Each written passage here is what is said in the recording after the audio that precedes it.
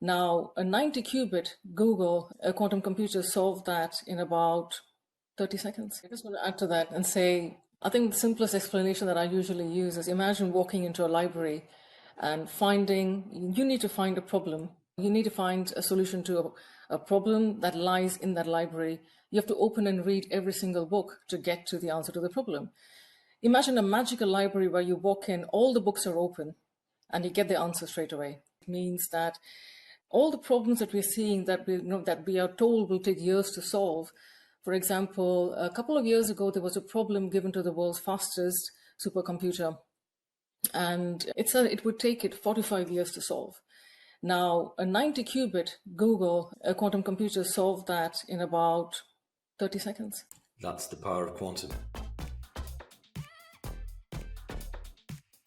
This is the Secure CyberConnect podcast with Jay Adamson and Warren Atkinson, where we're joined by information, cybersecurity, technology and talent acquisition professionals who share their journeys, unique perspectives and offer advice and guidance. Our topics on this episode will be the quantum cybersecurity crisis, what CEOs, tech and security leaders must know. Today we're honoured to be joined by Dr. Thomas Matteus and Dr. Meera Sarma. Meera is CEO at Cystel and possesses more than 20 years experience within cybersecurity. She's worked with governments, public sector organisations and private institutions across cyber terrorism, cyber warfare, online crime, cyber fraud, hacking trends, hacking profiling, and quantum computing, and of course, cyber security. Dr. Sarma has published a number of research papers and contributes to the UK's Parliamentary Office of Science and Technology as an expert on cybersecurity and quantum computing. She holds a bachelor's degree in physics and a PhD in information systems, specifically on how hackers develop software from Royal Holloway University, London. Thomas is CTO of Cystel and has over 27 years of experience within strategic and operational management and organisational improvement combined with information technology across a number of different industries. He's worked for the German military police and has researched within the defence industry.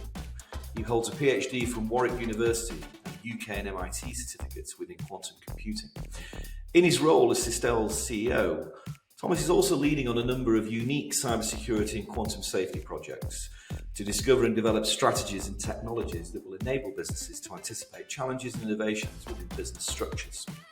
Meera, Thomas, welcome to the Secure CyberConnect podcast and thank you for joining us today. Thanks so much for having us, Jay Warren. It's a pleasure to be here. Thank you for having us. Great to be here. Jay and myself, I'm really looking forward to this session. I know it's been quite a while in the planning. So, Meera, could you kick things off by giving us a high-level overview of some of the key themes and topics we're going to discuss today?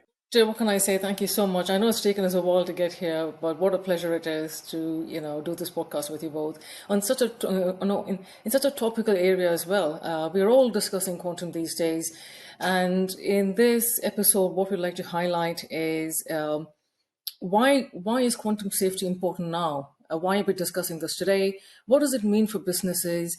What does it mean in terms of looking at what it means for hackers as well? So let's look at the other side and what hackers could potentially do with quantum computers. That's brilliant. Really looking forward to it. And Thomas, before we kick things off, could you perhaps share with the audience a significant challenge that you faced in your career that's shaped your views and perspective on both cybersecurity and quantum? Yeah, I mean, in terms of cybersecurity, one of the challenges has been that I've always been in touch with information technology, but when I worked in industry, cybersecurity wasn't really an issue. And then suddenly it became an issue. And then I've been involved with organizations that got hacked. And then the challenge was, well, how do we get out of this situation? And then a few years ago, we moved into quantum. And then now the challenge seems to be even bigger because, well, we know that we need to do something, but various organizations, depending on the budget and so forth, they're still a bit reluctant to really push forward in that space. And so these are some of the challenges to essentially create awareness for regular cybersecurity, but then also for more the advanced things that organizations really need to be aware of. No, I certainly agree with that. I think there's too many organizations perhaps sort of burying their head in the sand, too much FUD around quantum. And Meera, could you share with us perhaps a mistake that you've made in your career and what lessons you've learned along the way? Sorry, I'm just going to say, I think hindsight is wonderful. When we look back, we always think about the stuff we could have done better. And for me, it would be, given the time I've spent with hackers, given decades of research on them. I should have set up Cystel a long time ago. That's probably the one thing I would say. But I think it's never too late, and I think it's been driven by passion. So you learn from that, and here we are. Many people are more than aware by now that quantum is going to be used to solve certain problems, much faster than, say, more traditional methods. Those in our audience who are completely in the dark or unaware of what it actually means, how would you best define quantum computing? I can take a lead on that. So I think one of the things to look at is that at the moment, if we're looking at classical computing, then we're using bits. Bits, they come in numbers as in 0 and 1. Whereas, and we're using classical systems to resolve these two issues, to process information, to process data. Now, with quantum computing, we're using qubits, quantum bits essentially, and these qubits, they come with different properties. And what we read in the press and what we know are the properties of superposition. So probabilistically, a qubit can assume the position of a 0 and the 1 at the same time until it's being measured. Qubits can also be correlated to each other. So what happens to one set of qubits at one end then can have an impact on another set of qubits at another end. And the combination of superposition and entanglement essentially enable quantum computers to perform computations all simultaneously, whereas compared to a regular computer, the computer would perform these calculations in a sequential manner and hence would take more time to perform these calculations. Another thing to consider is maybe quantum computers are meant to solve very complex problems. So they're not meant to solve our Excel problem a little bit faster, but we're looking at very complex problems. So if we look at traffic jam problems, let's say somewhere in London, we have so many variables that need to be included in there. We want to resolve that. We want to get people from A to B in the fastest possible time. And so these kind of complex problems, they are then being solved hopefully in the future by quantum computers. I just want to add to that and say, I think the simplest explanation that I usually use is imagine walking into a library and you need to find a problem. You need to find a solution to a problem that lies in that library. You have to open and read every single book to get to the answer to the problem. Imagine a magical library where you walk in, all the books are open, and you get the answer straight away. And that's the difference, right? So what does that mean in terms of real world implications? It means that all the problems that we're seeing that we are told will take years to solve. For example, a couple of years ago, there was a problem given to the world's fastest supercomputer, and it said it would take it 45 years to solve. Now, a 90 qubit Google a quantum computer solved that in about 30 seconds. So that's a difference. That's the power of quantum. So we hear that it's also going to be posing a high threat to current encryption standards. It's going to be putting digital security at risk a lot sooner than many expect, and certainly there's a lot of fear. I suppose the big question is everything about to break, or is this just science fiction and a dystopian future? People talk a lot about Q-Day. Some say it's another Y2K, some are genuinely concerned this will be a pivotal moment. What is Q-Day? What happens? And how imminent is the quantum decryption threat? Is this disruption going to be the Y2K of encryption? Both of you. Jay, I'll be dead honest here. I don't understand the comparison at all, because so quantum computers, to me, it's actually ripping out the plumbing and putting something new in. Whereas the Y2K problem, it was a numerical problem. It was a date change, right? It did have, and there was disruption around that. It could be easily managed. But we're talking about something far more radical when we talk about quantum computers. So I wouldn't compare the two. I think they're very, very different. And when we talk about Q-Day, I wish we knew. Actually, I would say nobody knows. The timelines go from 5 years to 30 years and anything in between. And I think we're all waiting for that. It is one of those things that we can't predict. Somebody said this, so I agree with what Meera said, of course, because the main difference is that, well, we don't know. There's uncertainty around the date. With Y2K, we knew, okay, that's going to be the date. The other thing is that maybe Q Day has already happened because we have some standard in place and we can act on these standards now. So NIST PQC was released in August last year. And that essentially triggered the start of a journey in terms of, yes, okay, let's look at our cryptography for many organizations. Some organizations, they were already aware of this. They started prior to NIST getting their cryptographic inventory ready and looking at the data and how it is encrypted, and then assumed certain risks associated with that. So maybe Q Day is already here, but the Q Day is not important. It's the regulation that's important. And also the guidelines, because at the moment we don't really have solid regulation around quantum. It's more guidelines. So guidelines by NIST, please start looking at your cryptography. Certain key mechanisms, certain algorithms are going to be outdated or depreciated by 2030 or 2035. Similarly, a similar message was given to us by the NCSC. They start by 2028. Please have a plan in place by 2030. Please, your external network should maybe be secure. And by 2035, well, I mean, hopefully we're ready, right? Because nobody knows the actual date.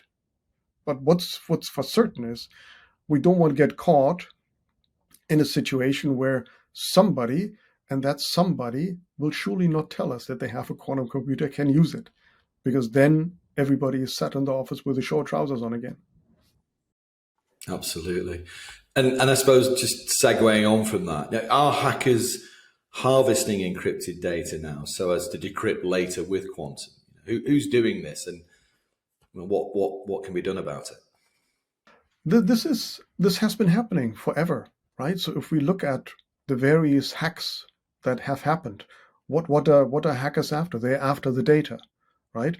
And so hackers, they don't need to be impatient. They can be very impatient with the data they steal, because, well, they also don't know the date by which they will have access to an error-corrected quantum computer that can decrypt that data, but they can just hold on to that data. And so anybody, maybe governments, we don't even have to point fingers towards a particular government. Maybe any government is interested in harvesting the data. But if we look at the recent attacks that happened in the clothing manufacturing sector last week and in the retail sector the weeks before, then that's a lot of data that's been siphoned off. And for sure, this is a thing.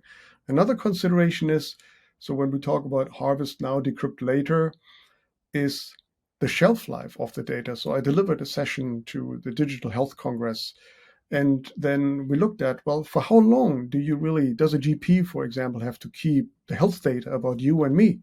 For how long do hospitals need to keep data? And so there are differences. And so the shelf life varies from 6 years to 25 years to the end of our lives, right? And so by then, depending on what could be done with that data, that's an interesting consideration. And finally, mostly when we speak about harvest now, decrypt later, a lot of people, they talk about PII, so personally identifiable data, but that may not be so much the interesting bit. The interesting bit may be, let's say, if you have developed the best possible MRI scanner, you can do the best possible scan of a knee.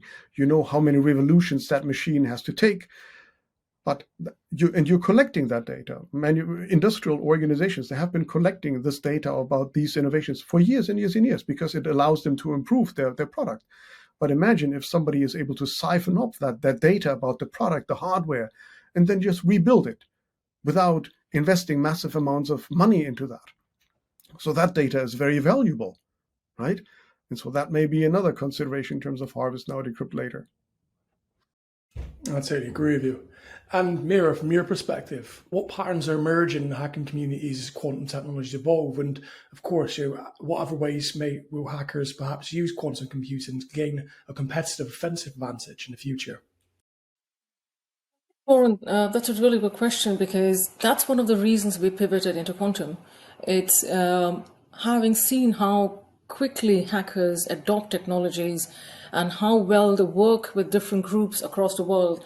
we have to expect that they probably be the first group of innovators when it comes to using quantum tech.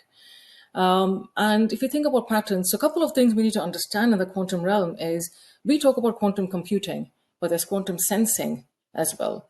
And there's something called quantum annealing. So all of this does different things, and quantum communication. So we need to separate out these different bits. Underlying all of this is quantum security, of course. But if you take quantum annealing and quantum sensing, what it does is it gives you precision data. And quantum annealing, it gives you it helps you get and process large volumes of data. And quantum sensing helps you get precision data. Now imagine that in the hands of hackers. So think about, for example, so we have discussed steal now, decrypt later. So collect all of the data and use it later on. And like Thomas said, we think about shelf life, but we also need to think about the sensitivity of data. If you get access to Boeing's next plane, if you get access to the blueprints of an aircraft, if you get access to blueprints of something really sensitive, a really sensitive institution, for example, the things that could happen because of that information, that's one thing. But then if you take into account quantum sensing, now imagine being able to collect precision data. If I could, and quantum annealing, if I could scour the internet in seconds, get precision information about locations, about people, about people's patterns online, imagine the phishing campaigns I can then devise from that. Imagine the kind of attacks I can launch. So that is what quantum is likely to bring going forward. And from your perspective, Thomas, is there anything you want to add to that in terms of what hackers may be using in the future, how they were leveraging quantum from an offensive standpoint? I think what we said before, so they will be able to reverse engineer our current encryption. So the asymmetric cryptography will be void. The symmetric encryptions are not so much at risk at the moment.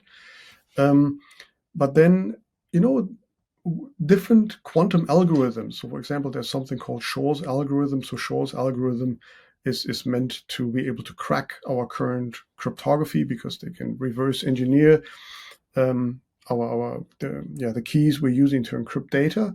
But then if, let's say, hackers had access to a quantum computer, they could deploy a search algorithm, which is Grover's algorithm, and they could essentially brute force a password cracking exercise, right? And so that would be another risk associated with that. Then some people suggest that, well, if we're looking at what's happening now in the cryptocurrency space, right? That cryptocurrencies are also not immune to this. So blockchains could be attacked. So that could be another risk. And then when we speak to clients, then one of the important considerations is, well, do we really internally need to do a risk assessment, or do we need to look in our supply chain? Because we depend so much on the hardware and the software that we're acquiring from outside. But, well, how safe is that really, right? And so maybe hackers, they may be going after the low-hanging fruit, so the weaker, the smaller software vendors. And then we are automatically buying the software, we're installing it. Maybe we buy the hardware, and that could be something where there's a risk from hackers as well. Yeah, we've certainly seen an uplift, especially within the manufacturing space, for instance. We've seen manufacturers adopt blockchain technologies to track their supply chain, have that immutability, and of course that transparency and security. But ultimately, I think the accountability needs to sit at that supplier level as well for them to then test and audit their fourth and fifth partners beyond that. And we understand, of course, is not just your adversaries trying to leverage these new technologies. Governments across the world are obviously trying to get ahead of that race as such. So, Thomas, firstly, from your perspective, where does the line blur between ethical hacking, cybercrime, and nation-state actors? And then followed by yourself, Meera. I think in terms of ethical hacking, it's actually quite clear, right? You can perform ethical hacking if you have a contract in place with a company. That company told you, yes, please, we give you the credentials, you're going to test our systems, and then we can see whether we are secure. And then we have the bad boys, if you want. So let's say the cybercrime. So these are essentially organizations that are profit driven. So they're not necessarily the script kiddies in the room with the hoodie on, and then they're trying to do some magic. No, these are professional organizations with an abundance of financial resources in many cases, and they have a lot of volunteers also contributing to their mission. And so, but these are organizations who are after profit. And so we saw that with the recent examples in the retail sector, for example. This is organized crime, and they found a backdoor into these organizations, and hence spent some time in these networks, and then did the work. But then we also have nation state actors. So we're looking at geopolitical espionage and these sort of things, or maybe taking down power grids. Right, so it's a very nice book about this activity in the energy sector called Sandworm, right? Or if you think about the Stuxnet attack, for example. So these are nation state actors who are doing that, or some of the things that are happening at the East Front of Europe at the moment, right? So there's a lot of there are a lot of state actors involved, depending on which side you're rooting for, who are performing cyber attacks. Right? But then there are also state actors who are preventing these cyber attacks, or trying to prevent these cyber attacks from happening. Yeah. And Meera, is there anything else you want to add to that?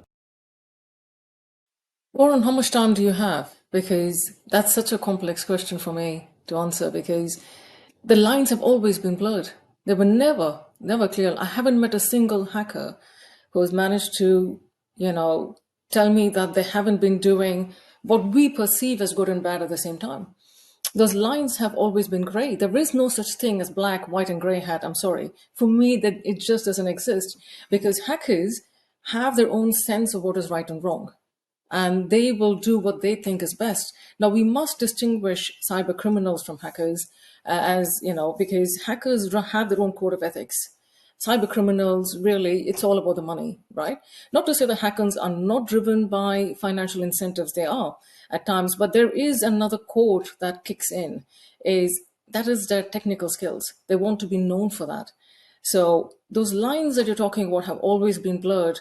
And yes, so for me, hackers are like you and me. I've met some fantastic people who are hackers, and you can say they do what they do. They have their reasons for doing it. I wouldn't put them all in the same pot, though. I think they're very, very, have diverse skills, diverse interests, and what we see as a hacker world is not so simple. There's so many different groups with different skills and how they interact with each other. I think we need a separate podcast on that alone. No, I certainly agree with you. I think if there was a shared global purpose, I feel that it would bring more individuals together. And I think the industry obviously needs to do more to make it more appealing for those that perhaps have been tempted to the dark side, for instance. And going back to what you talked a little bit about earlier, which is the sort of GRC piece, if you will, the regulations. You're well positioned. You're at the forefront of obviously the European Commission and Parliamentary Office of Science and Technology. Yourself, Dr. Matteus, you've been working within academia, policy and change makers, and you've both developed a range of incredible quantum solutions with security and governance at the forefront. How can GRC frameworks adapt to quantum risk and the uncertainty that comes with it? And are these regulations keeping pace with the sort of security needs? That's a really good question, Jay. I think standards are kicking in. So we noticed that NIST has come out to say migrate towards quantum safe standards. They've come up with 5 different standards now. BSI, certain other organizations, ETSI, etc., have come up with standards. They have come up with trying to encourage communities, encourage firms to move towards being quantum safe. And that's a governance bit. When it comes to risk, I think, we are setting out to develop risk frameworks and risk mechanisms that can support companies in understanding. So what is the risk of doing something? And what's the risk of inaction, if you will? Compliance will be a major driver. This is a space where a lot of companies will start doing stuff. There is a bit more organizations can be nudged a little bit more through certain mechanisms, and those will start kicking in soon. Thomas? Yeah, so in terms of governance, we're essentially looking at a very new technology. And so governance for a new technology that people sometimes understand more or less is always lagging a little bit behind. But that's not a problem. We have some form of guidelines that were given to us, as Meera said, by NIST. So that means because the cat is, or the news has been released essentially, and so organizations they can start preparing. So from a governance perspective, from an organizational perspective, it would be good to create some, let's say, quantum awareness at board level. Maybe leadership needs to educate themselves in relation to, well, what are my quantum capabilities in my organization? What kind of quantum capabilities do I need? Not just from a security perspective, but maybe also from an optimization perspective, right? And then there may be some strategic alignment in relation to that. So we can see that at the moment quite clearly in the banking sector. So various large banks, they have started investing quite heavily in quantum from an optimization perspective, but then at the same time they're saying, well, okay, we need to look at quantum cybersecurity as well. And so that is then some form of strategic alignment from a governance perspective. And then there are various maturity models that exist already. So we've organizations or standards institutions, they have been using existing frameworks, and they have molded them a little bit towards quantum cybersecurity. From a risk perspective, again talking internally and maybe from a supply chain perspective as well. Well, what if we started quantum threat modeling, right? So what are the quantum threats? And usually they're around encryption. And so that then means, okay, once we know the threats, well, can we devise some scenarios around these threats and then ask the what if question? So what if this happens? How would we prepared? And then obviously we look at post-quantum cryptography. And from a regulatory perspective, yes, we're seeing a lot of documents that are coming out. So for example, DORA suggests the Digital Operational Resilience Act from the European Union. They suggest that, well, in certain articles, there is a mention about cryptography. And I'm sure over time that will evolve into, well, post-quantum cryptography as well. The same applies to PCI DSS. They mention cryptography, and then over time, again, there will be compliance needs to not just meet encryption standards, but post-quantum encryption standards. Yeah. And it could also be, so final point maybe, this is an interesting one. We heard about this when we were at the Economist event, that these compliance aspects, they could also be built into contracts, right? So you want your suppliers to be quantum secure. And so why not build it in the contract, so that shifting the burden onto them maybe a little bit. And just on that, in terms of supply chain, for example, is there any other practical advice that you could both give to organizations? That's a really difficult one though, Jay, because organizations need to start asking questions now. They will have to start looking at the suppliers and saying, okay, what are you doing to be, quantum secure? What, have you done any inventory checks? Can you give us any assurance? Now, quantum assurance is quite a different piece of work entirely compared to, so we're talking about if you, the first bits would be quantum inventory, looking at the cryptography, what actually exists. Quantum assurance is the last bit that actually says that why you can have a checklist and tick it off to say this has been done and it has been tested. The problem we have is assurance mechanisms right now are not very well developed. So it becomes then very difficult to go to a supplier and say, where is that assurance? Can you give us that? But I think at this stage, what we are hearing is it's good for companies to try and look at the supply chain and look at how are they trying to migrate towards PQC? Are they meeting PQC standards? Are they really looking at the NIST standards and using and trying and adopting those NIST standards now? Because NCSC has given us a timeline, and the NCSC has said, start getting ready now, do your inventory checks in the next 3 years. And that's not a very long timeline at all.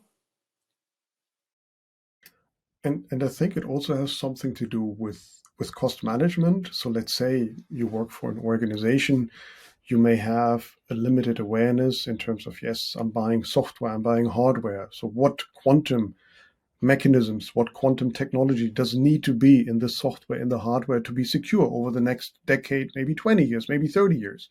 And so you're making a purchase decision now, but maybe you've forgotten to inform your supplier about this. Oh man, this is actually a requirement for us.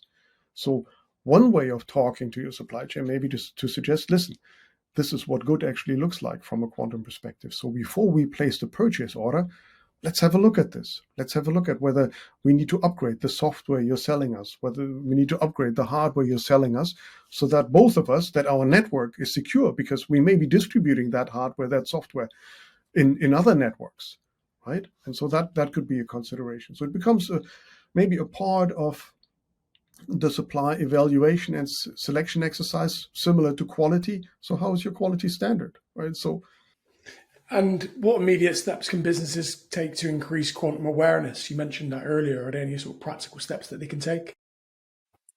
I mean, I would start with cryptographic inventory. I think that's really key. If companies want to start looking at how to future-proof their security, the first step would be cryptographic inventory checks, roadmaps. But I would say step zero is in fact looking at the business impact. You've got to do a BIA. A business impact analysis would tell an organization what is it that they're trying to protect, what is it valued at, and what will happen should they have a quantum attack. And all of those bits and pieces would then lead to being able to set aside budgets to be able to do cryptographic inventory checks, have the roadmaps ready, and then start looking at the PQC migration. I appreciate you sharing. And let's perhaps sort of shift gears, look at some harsh realities, such as is the policy war real? Are governments ready across the globe, or are just quietly panicking? So I'd be curious to gain your perspective in terms of the current state of the UK government's quantum cybersecurity initiative, as well as how that compares to other nations in terms of their readiness. We can be slightly proud of ourselves here, Warren and Jay, because we're not doing too bad. We're doing quite well, actually. So Thomas and I were on a trade mission to the US, and we met with different government bodies. And when they heard about the project we were on, which is the QSO project, they were absolutely delighted, because not many countries have started looking at developing risk toolkits for understanding implementation of quantum solutions and mapping that against risk, mapping that against cybersecurity. So in a couple of our meetings, they found that we were slightly ahead in that journey, so which is really positive news for us. Yeah, lovely. Nice to hear we're leading the charge on something. It's good news, isn't it? And from your perspective, Thomas, how are we comparing against sort of other nations? yeah, I think, I mean, depending on the ranking you get hold of, but from what I was able to identify, is we're number 3 globally, so that's not bad. I mean, China is sometimes a big black box. We don't really know what they really do. But if we look at the US, if we look at Canada, if we look at, also China to some extent, although as I just said, it's a black box, but there are lots of quantum efforts happening across the nations, and the UK is doing quite well, I think. I mean, we have, if you think about it, we have the National Quantum Technologies Program. Lots of money went into that. Then we have quantum technology hubs. Then we have the National Quantum Computer Center, and then there are various government and private initiatives. So we are part of one of those government initiatives that looks at post-quantum, that looks at quantum key distribution, right? And so the other thing to say, the UK is also collaborating on international in international areas in relation to quantum. And so I think we're part of the bigger stage in terms of quantum cybersecurity and also quantum. That's really encouraging to hear. And you mentioned obviously public-private sector partnerships. So how crucial are they when it comes to quantum readiness and cybersecurity? It plays such a vital role, I think, Warren, because there was a recent, I think in April, it was just announced that they've tested out the University of Bristol along with another university, and I think with few other private sector organizations, have been testing out QKD around Bristol area for the first time, and that seems to work really well. Now, why is that important? It sets the foundation to be able to develop what is quantum internet over time. So it's got it's got massive ripple effects and massive implications for us. And that cannot happen by governments alone. So the project that we are on, it's called the, QK, it's called the Q Assure project. That's with very big companies, BT, Toshiba is involved, but also smaller companies, mid-size and micro companies as well, along with government bodies such as the National Physical Laboratories. And that is about testing out QKD to be able to roll this out going forward. So it's a huge, it's a monumental effort that has both players in it. I do commend you for your contributions. And realistically, what's the biggest risk is if projects such as Q Assure don't succeed, not just for the UK, but for the globe? I'm not sure if there's a risk. So, I mean, this is it's a very difficult project, right? Because it's a lot of stuff that hasn't been done before. We're developing assurance for quantum key distribution. Now, let's say if it doesn't live up to the mark, which I think it will, then there are other projects that also look at standardization and assurance of quantum key distribution, and then the world will learn from these projects that are being done in other parts of the world. It could have, if we don't get, let's say, if we don't get quantum key distribution assured in some shape or form, then that could reduce the credibility of such technology. But then it's also maybe, depending on who you speak to, it could be early days. So maybe there could be other rounds of assurance, because you don't just go from zero assurance to 100% assurance. Maybe there's some steps in between that need to be taken. And maybe there are, let's say, different versions of QKD protocols, because there are different QKD protocols that can be assured, but maybe there are different versions that also need to be approved. So at the moment, we're working on one of the main versions of quantum key distribution protocols, right? And then another consideration could be, let's say, there are new attacks that are being developed. Then we need to go through maybe another round of assurance to kind of keep the assured QKD technology secure, as opposed to just living with the existing technology. I think that continued improvement is really important. I think so, yeah. One topic we've not talked too much about is, and another harsh reality to maybe unsettle everyone even more, is the internet. Can we make the internet quantum safe? We'd love to get your perspectives on this. Maybe Meera first and Thomas after. So PKI is at risk, certainly, Jay, not straight away, but over time. So I think we will need to. I don't think it's an option. I think it is something that we really need to be looking at. And I think, work is underway to make that to kind of make them more secure. There are already, you can get quantum VPNs, for example. So yes, I think the concern around RSA is here. I don't think it's, a quick problem to solve, but I think moving forward, this will develop. I think it will become a serious problem that we need to resolve. I'm quite optimistic, because although quantum may be new for maybe us sitting here or maybe for the audience, but if you look at organizations who have been playing in this field, they have been playing in this field for 20 years, right? For 20 years on QKD, for example. So that's quite some time, right? If we look at, let's say, some of the large cloud providers, they have been shifting gear towards post-quantum cryptography. So you're hooking up to their cloud services. Yeah, you have some assurance that you're using post-quantum cryptography already. We've seen that Apple, Google, they're already deploying these mechanisms. So automatically there will be an update for the browsers, for some of the technologies we're using. Now, at the same time, we have, let's say, cryptographic companies or encryption companies who are working with hardware sellers, hardware vendors who are producing, let's say, chips. These guys, they're working together to bake post-quantum cryptographic algorithms into the conductors that we're using. And then there's a shift gear towards, the new products we're buying, they have this in place, right?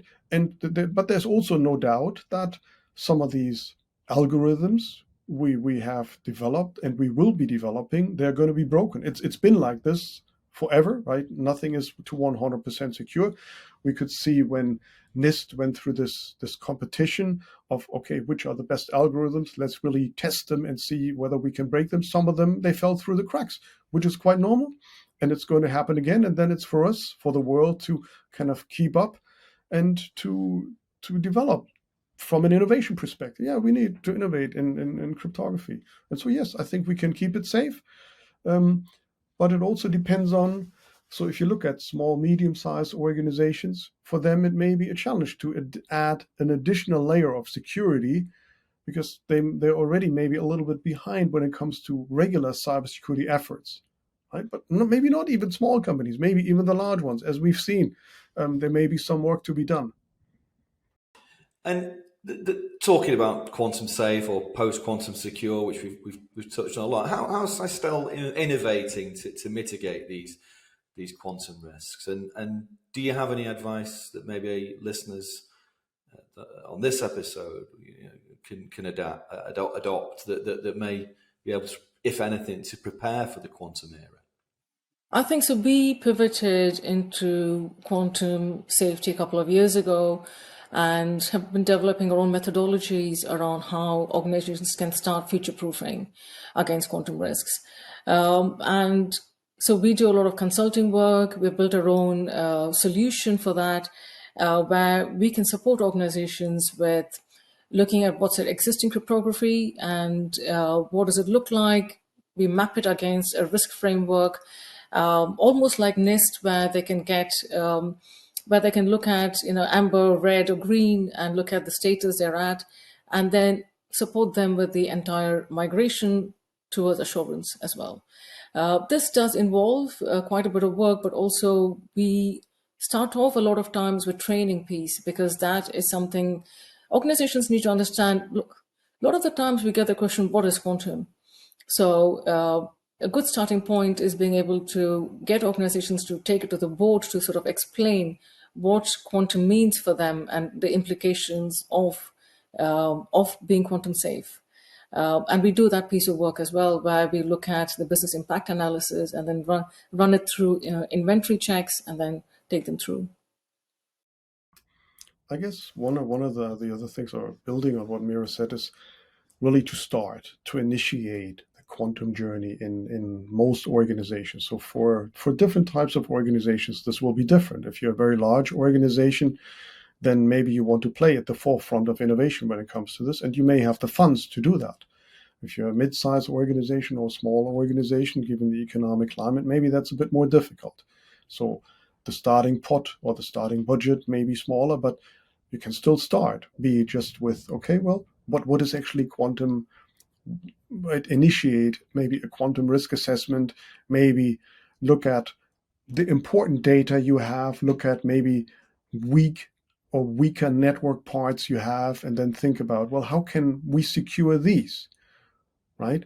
And then you can start maybe a larger post-quantum cryptography migration journey. And then that may also lead to, let's say, when you're doing the initial awareness creation activities in your organization, you may realize what we realized when we moved towards quantum and when we started working on our quantum project, that we didn't know everything. So we had to hire people. But these people, they were conversant in quantum, but maybe not so much in cybersecurity. And so we needed to bridge that gap. And a talent gap may also be an exercise that could be pursued by organizations to then see, okay, who do we have? Who knows quantum? Who's interested in this? Because it's surely not everybody's piece of cake to really revisit high school math and beyond and then start implementing this. But those who are in leadership positions, they revisit this.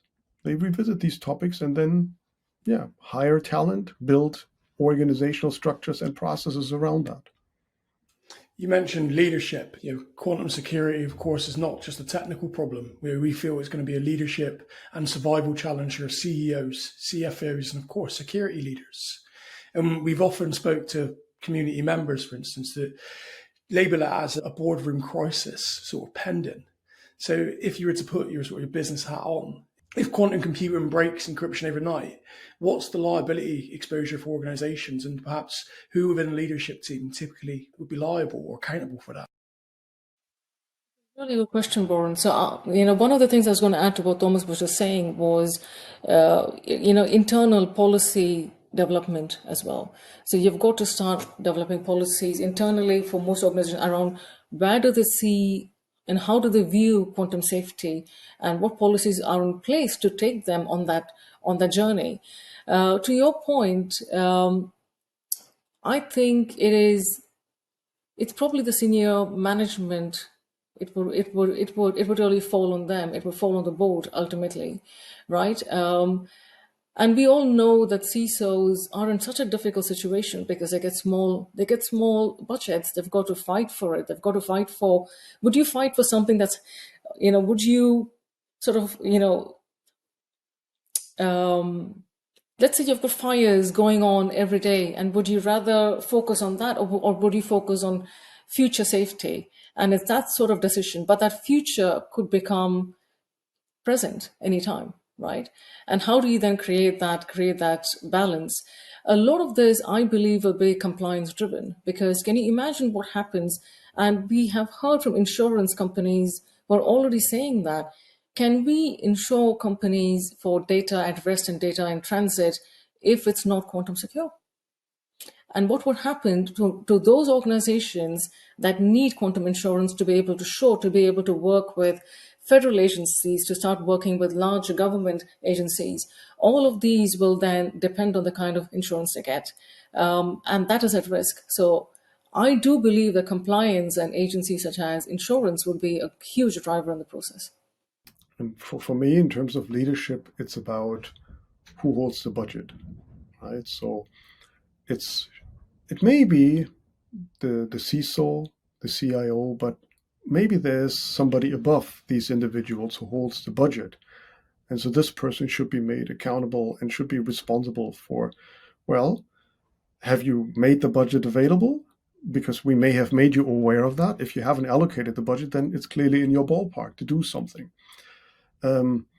We've worked with an organization, for example, in South Africa, and in South Africa they have what's called POPIA, which is similar to GDPR, but then you don't just get to pay a hefty fine if you lose data. There's also a chance that the CEO goes to jail. And so this is a very stringent regulation, but maybe this is something to consider, that we need to make leaders in organizations personally liable for this kind of, if we get hacked, right? That's certainly an interesting topic. I know the US have obviously implemented a few changes in the last couple of years to echo that.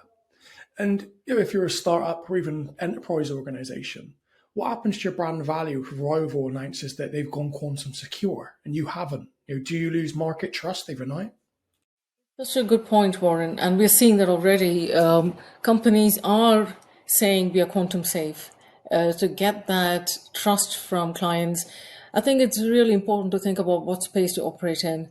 If they're on the financial services, if they are selling onwards as a part of supply chains, to be able to say quantum safe right now gives them that added advantage over others. And we're seeing that trend emerge right now as we speak. I mean, think about this from a personal perspective. So let's say you're usually buying at one of the well-known retailers your products, and then they get hacked. They lose about 300 million or whatever it is they lost in terms of their market capitalization. Okay, would you be shopping there? That's a consideration. Now think about this. Let's say if it's your personal bank, right? You would include the quantum safety aspect into maybe the selection criteria for you. Well, am I going to bank with these guys who are quantum secure, or am I going to go with somebody else who couldn't be bothered? Right? It could be a consideration, because essentially, I mean, when the money is gone, it's gone. how much can you get back if a bank loses all your savings, or if your investment broker loses all your savings, the ones you've placed there? What happens then, right? And so maybe it's that kind of decision. Yeah, but then again, maybe consumers are still very much unaware of quantum. Do we really need it? And is there anything either of you want to say directly to senior leaders in the UK? That might be CEOs, CFOs, CISOs, for instance. I think one of the things that we are trying to do is to talk to CISOs who report into the board and get them to look at this, because it's a piece of document that needs to go to the board right now to say, okay, this is what's coming up. And they need to be made aware of some of the problem, which is why a business impact analysis and having the board understand the risk, the cost of a quantum attack is really, really important. And that needs to happen today. Yeah, and also creating awareness. So it may be new, these guys are all very busy, but if you start with a small awareness piece, maybe the CISO suggests that, or the CIO suggests that, listen, guys, have you heard about quantum? Let's have a look at this. And then this needs to be nurtured. It's an innovation project on its own. And then various initiatives can be started. It doesn't need to be a fully fledged initiative. It could just be a smaller health check, right? As you do when you every year you get your blood work done, and you realize, oh man, okay, maybe I need to watch my cholesterol. So here, okay, well, maybe I need to watch my cryptography a little bit closer, because yes, we're not doing so well. And so you start with a smaller piece of work, and then eventually you realize, well, this is what should have happened, and then you realize, man, actually we're much worse than how it should have looked like. And then, okay, then you put more money. But then you're aware, you can actually do something, as opposed to surfing the non-quantum wave blindly. Yeah, it's clearly a topic that's going to take more and more importance as time goes by, guys. And as we come to the back end of things, we always talk a little bit about the younger generation. We've certainly, Warren and I, are very passionate about cybersecurity within the next generation. But with regards to quantum and AI and technologies that are going to be changing everything, what potential steps can parents or teachers take to nurture digital skills and confidence in children and the next generation, especially in what are complex fields like quantum, for example? Such an important part of our conversation, Jay, and something really close to my heart. So I'll kick this off, because we talk about deep tech, and then we talk about women in tech, right? And now when we put that together, and I did my own research to look at how many women work in quantum, what do you think the number is in terms of percentages? One. You're close. Not too many, to be You're fair, close. Meera. Not too many at all. Less than 1%. Less than 1% in quantum. And if you were to look at the number for BAME in areas such as quantum, there is no stats on that. So we need to do a lot of work in that space to get, one is, I wouldn't say get women into quantum, I would say take quantum to women, take quantum to the younger generation, make that more palatable. I come from a physics background, and I can tell you that's not for everyone, right? I did quantum mechanics. It's not, you really need to like it. You really need to like complex mathematics to like physics. It's not for, it could not be for everyone, but at the same time, there is a place for people in deep tech. Now, we don't need, all of us are using AI almost on a daily basis. We are not AI developers. The same thing for quantum. You don't have to understand quantum programming to get into quantum. Quantum is such a wide area. If you just take quantum GRC, for example, we will need lawyers who understand quantum, who need to understand this, because it has wide implications. It breaks, it will break GDPR. And because of that, the legal implications for that, quantum will impact business development. So if you take, so we just gave a talk at Essential not too long ago, and we were talking to the BD teams. They need to understand risk. So you need to have a group of people who can take that technical language, translate it into non-technical, and pass that on. So it could create a lot of jobs in the field for physicists as well as non-physicists, as people who can come in and do the other bits that are needed. So I would say definitely we need to go beyond thinking about quantum as it's a very deep technical world and start breaking it down and saying, how does it impact marketing, for example? Because we know agentic AI is here, and we talk about agentic AI, implications for marketing, implications for sales, all of that. It hits every sector. And quantum will be the same. Yeah, I think we talked about this when we first engaged with each other. I think, Mary, we were talking about just the intimidation of the word. We go back to my school days, which were a long time ago, and even quantum physics, even then, was just seen as this really intimidating high bar that people were terrified of before they'd even understood a single thing about it. And I think, I suppose that the marker is just look at cybersecurity and where that's gone in the last 10 years as a generic term, as an understanding, as people's, I suppose, the level of importance that people recognize, but also people's general attitude to it. And hopefully one would hope would be the same with quantum, but maybe sooner. I also think it has to do with, in general, digital literacy. So what kind of digital literacy do our kids have? Right? Are they aware of these sort of things? And then it's also about, so as you say, it was a quantum, when I remember physics days in high school, maybe that wasn't my favorite subject, or however one may see that. But it's also about demystifying the complexity associated with quantum. And there's some very nice visual material out there that can be used. For example, there was a charity workshop here to school children. And so we delivered this. We explained concepts of superposition entanglement using pen and paper. And it was, they looked at us a bit strange. Do we really need to know that? But then at the end of the day, they had understood this a little bit better. And now they know, okay, this is a quantum computer. It's coming. I'm surely young enough for this to happen. So, okay, maybe when I read an article in the press, I pay a bit more attention. And so then this becomes part of the normal fabric of what we read, what we become interested in. And so, but then it's again, we can also look at our school system. Are we making it too easy for our kids at the moment to go through school? Are we diluting the math-based curriculum a little bit too much, or the physics-based curriculum too much? Do we need to have, like other nations have, more stringent processes in place for that? That could be asked as well. I think the biggest challenges at school aren't the syllabus anymore, they're the outside syllabus activities for kids, to be fair. That's the biggest worry, ironically. I think in terms of just getting a few maybe hints and tips from your experience working as tech founders and leaders and with tech founders and leaders, what would you say some of the maybe 3 key benefits and maybe 3 challenges that people should be prepared for in what is a very fast moving technology landscape? And maybe Meera on the benefits and Thomas on the challenges.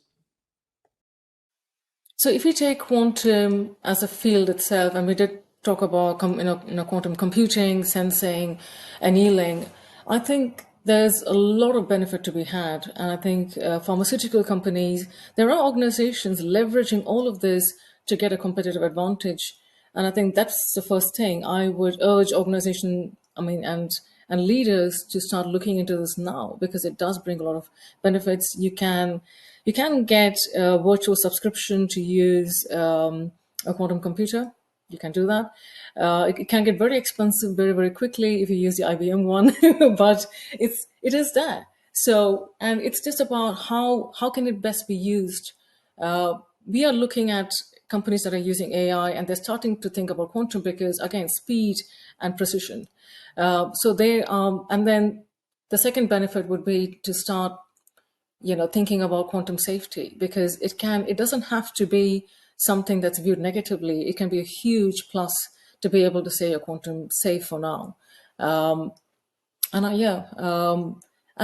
staff training, because that is so critical that people develop a gradual awareness, and it doesn't hit them out of the blue, but they can immerse themselves into that if they like it, because we know how difficult it is to find talent right now.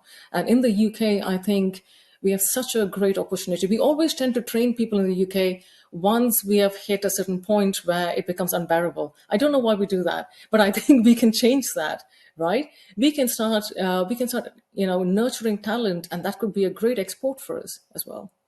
And that can happen today. I think building on that, so one of the benefits of being a smaller organization at the moment is that there is essentially capital available to do some of the work we're doing. So we were able to get government funding to work on a quantum key distribution project, because quantum is a very hot topic. There's a need to do something. So that's another benefit. The challenge is, of course, talent scarcity and retention, right? So and sometimes it's also, so the project we're working on is a national project. We cannot hire anybody outside of the UK, and so you're restricted to this. But how many quantum cyber people do we really have in the UK, right? When the project was advertised, we had so many individuals who wanted to volunteer for this project. It's crazy, right? Without even any pay for this. And so talent scarcity and talent retention is key. And then, so when you're developing a product, for instance, then, well, you develop debt, right? You need to develop a product. You need to have at least a minimum viable product available that you can then take to investors. And then going through that process is resource, or can be resource intensive. So how much money do you have as a small organization to go through that process? So that could be that could be another challenge. Yeah. And so, That's brilliant. And Meera, before we wrap up this part of the session, could you briefly speak directly to our audience, women in particular, for instance, in terms of three pros and three cons of picking a career in quantum? I'll start with the cons. The cons is you'll be stuck in a room full of men all the time. I mean, it's not a con. I'm just joking. But yes, it is. It is a sector where we're not seeing too many women, and I think it's important for women to come in. The pros. Another pro is it's exciting actually to be at the forefront of something this new, to develop a new set of skills, and not necessarily quantum programming, but looking at how this could shape your career in whichever path you want to go, whether that's, in business or law or any other field.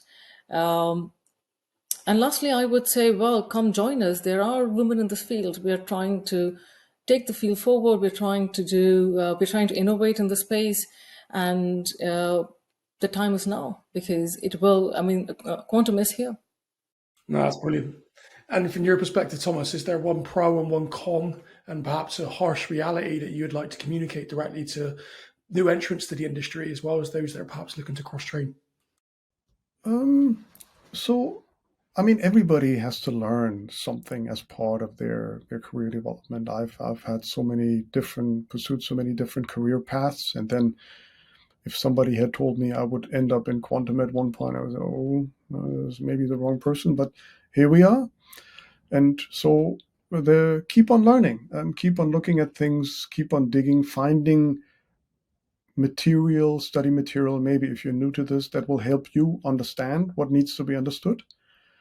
And then also there are lots of helpful people. So on our journey, we've come across some of the big organizations, some of the small organizations. Many of them have been very helpful. They've been helping us in different ways. The challenge is really, well, there's so many things to focus on, right? We could have said we focus on AI or we focus on other activities. So there's only so much time available. And so what do you focus on? And so that requires maybe a bit of a decision. It's also a risk. We're hedging our bets in relation to, yes, okay, we focus on quantum. We leave other stuff. We cannot focus on everything. And so that's it for now, right? So that may be a bit of a challenge to make the right decision, but nobody knows. And let's just talk a bit more so our audience can understand more on Cystel, which I've been calling Cystel all the way through the episode. So, I only apologise. we don't I don't mind. know why I've even been calling it Cystel. It's each time I've said it, I thought it's not even called Cystel. So my apologies for that. But let's talk a little bit about Cystel and your purpose and your mission and your vision. And maybe if you can, just tell us a little bit about what sort of exciting stuff is coming up, if there is something you can share, and what the future holds for you guys. I'll kick this off. Our vision has always been, so having spent a lot of my time with hackers and having seen what it does to companies that do get hacked, and we have worked with companies who have been hacked, it's devastating. We have seen a small company that we spoke to in Salford a while ago. The company had 22 million invested. They had 80 staff members. They had a ransomware attack, and it took them 1 week to close down. 1 week, because the hackers said, register us in company's house or we will really take you down. And that's it, everything gone. So we have seen the devastation that this can bring. Our mission is always, and I think a pet, peeve has been cyber attacks aren't slowing down. We're throwing money at this, right? You've got all the wonderful solutions in the world coming up, and yet it's not slowing them down. In fact, they're gathering pace and gathering momentum. So we want to try and sort of reverse this trend. We want to at Cystel, we've been looking at the world through a hacker lens, and that's why it took us to quantum. And we want to see what best can we do to prevent serious quantum-based attacks. And to support organizations now to get ready to, fortify themselves before something happens. And that's been our goal, our mission, if you will. The mission is also, so when we speak to large organizations, regardless of the industry, then usually the answer we get, we've got it covered. We're working with one of the very biggest quantum vendors already, and we've got it covered, right? And so for large organizations, quantum is a challenge, but it's a very different challenge compared to mid-sized organizations who don't know anything about it or who have very limited resources. And so our mission is to help more the mid-sized organizations who maybe cannot afford to work with the larger vendors who want X amount of money per month as a retainer, because we can offer less overheads in the project. We can offer a more agile approach to, what needs to happen, right? And we can customize the analysis process, but then also the transition towards really what they need. So that is really one of the missions. And now, let's say this month, things have picked up quite a bit. So one of the things we have in the pipeline is, of course, our quantum key distribution project. This is nearing the end, if you want. And so we will have developed a nice quantum key distribution risk assessment framework or toolkit as part of that. So that's very exciting for us. But then also we've had some very positive traction from mid-sized companies or subsidiaries of very large companies are saying, listen, man, we need to look at quantum. Can you help us? And so we're kicking these projects off. And that's pretty cool, right? Because we can see how our methodology works. We know it works. We've tested it in various environments, but then there are other industries, other organizations where we can deploy that as well. And that's very good for us because it helps us grow and we can help these organizations in a genuine way. Yeah. I've got a feeling that the name Cystel is going to be a very recognized name within the industry in no time at all. And not Cystel. No, that's kind of you to say. Thank you. I think it's only going to increase, I think, in terms of demand for your guys' services. And we applaud you on that. And for our listeners who want to stay connected beyond the episode, apart from maybe LinkedIn, is there anywhere else that they can potentially reach you guys? Anywhere else you'd like to talk about for where they could get hold of you? I would urge everyone who's interested in the cyber quantum space to sign up to our cyber quantum series. So we run a newsletter on LinkedIn. It's got 2,000 plus followers now, I think, Thomas. And What we do is we sort of put things out every week that we think are relevant, topical, but also enable somebody. You don't have to start opening quantum books to get an understanding of it, because we have actually done that. It's not just ChatGPT generated stuff that we put online. We actually go and curate stuff, look at what's happening, bring different news items together, look at it from financial perspective, healthcare perspective. Sometimes we just do Q&As on demystifying concepts. People can't often remember what a qubit is, but you can come and read our cybersecurity series and it's all there. So that's, I think, the best place to find us. Yeah, and we also take part in various forums. So we've delivered keynotes in various areas with friends, with other quantum companies. We work together, and if you follow us, I guess LinkedIn is the best outlet, because we advertise what we do there. Then just join these events, and then you hear maybe a different perspective on quantum this, quantum that, maybe cybersecurity, maybe something else in the mix. And so it's that would be something I would do if I were interested in the topic.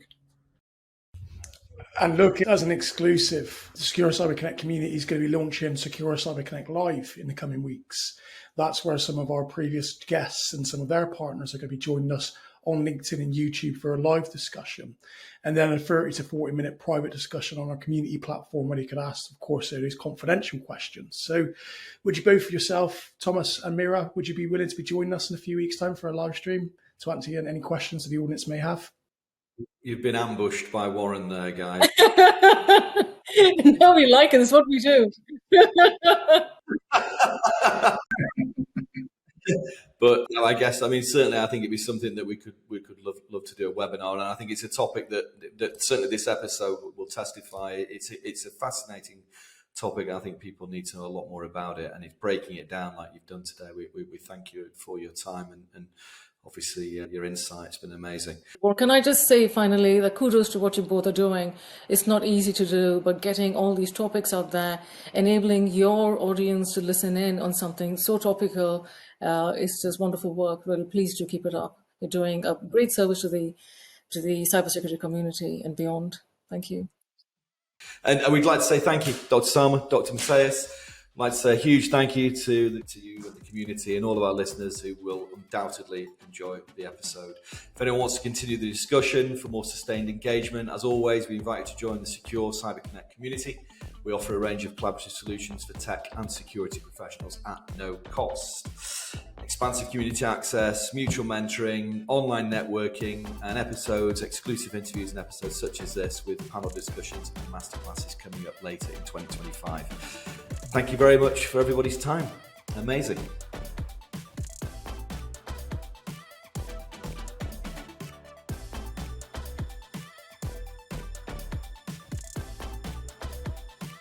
If you're struggling with technological, cultural, or talent acquisition challenges, please reach out to the Secure Cyber Connect team, where we offer advice and guidance and are here to help.